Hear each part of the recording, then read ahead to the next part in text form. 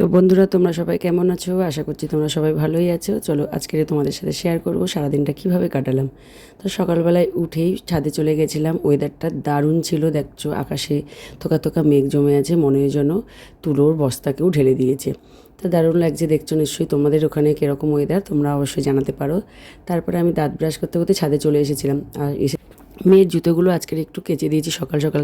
কাল সারা রাত ভিজিয়ে রেখেছিলাম, বেশ নোংরাটা কেটে গেছে। আজকে ভালো ভালো করে ডলে পরিষ্কার করে দিয়েছি।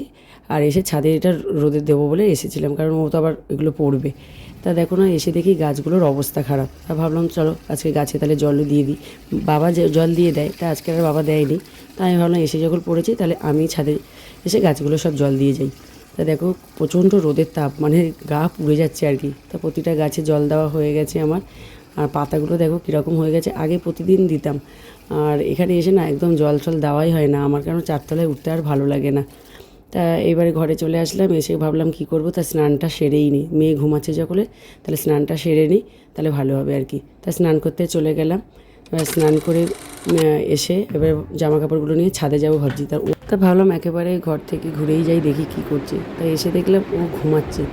এইবারে আমি মাথাটা আজরাতে আজরাতে দেখি কি ও ঘুম থেকে উঠেই গেছে। উঠে চুপ করে গুড মর্নিং, গুড মর্নিং, উঠে গেছে মাম্মাটা আমার।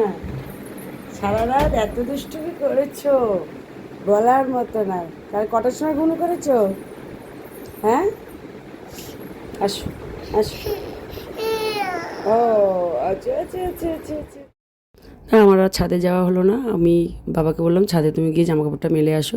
আর এই দিকে দেখো মেয়েকে খাওয়াতে বসেছি। ওকে পটি টটি করিয়ে নিয়ে মুখ টুক ফ্রেশ করিয়ে দিয়ে, আর আমি বললাম তাহলে ওকে খাইয়ে নিই। অনেকটা বেলা করে ঘুম থেকে উঠেছে। আর কোনো দিন না ও পুরো বাটিটা ফিনিশ করবে না, জানো তো। প্রতিদিন খাবার রয়ে যাবে। আর কখন ও পালাবে আমার কোল থেকে নেমে, দেখো তাড়াতাড়ি করে ও পালিয়ে চলে যাচ্ছে।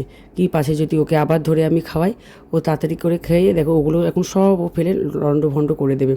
তাই এইবারে আমি রান্নার দিকে চলে যাব আর কি। এখনও ব্রেকফাস্ট কিছুই করা হয়নি। তাই এদিকে কি রান্না করব বুঝে পাচ্ছি না। আজকে আর মাছ নেই, তা ভাবলাম ডিমের ঝোল করি। আর এই জন্য এইদিকে আবার কেটে রেখে দিয়েছে। এইগুলো সব ভাজা টাজা বসিয়ে দিয়ে আমি চলে গেলাম ব্রেকফাস্ট করতে। তো আজকে না মা গোলা রুটি করে দিয়েছে, আর মিষ্টি আর কলা নিয়ে বসে পড়েছি আজকে ব্রেকফাস্টটা সেরে নিই। তো ব্রেকফাস্ট খেতে খেতে এদিকে মেয়ে গেছে ছাদে ঘুরতে গেছে আর কি। আর আমি এসে দেখি কি আমার তরকারিটা হয়েই গেছে। তরকারি না, এটা হচ্ছে চিচিঙ্গা ভাজা। তারপরে বিকালে চললাম তোমাদের দাদাভাইয়ের সাথে মেট্রোতে, মানে কিছু ঘরের জিনিসপত্র কেনার ছিল, সেই কারণে চললাম। তারপরে ওখান থেকে আসার পরে আর ভিডিও তোমাদের সাথে আমি কন্টিনিউ করতে পারিনি।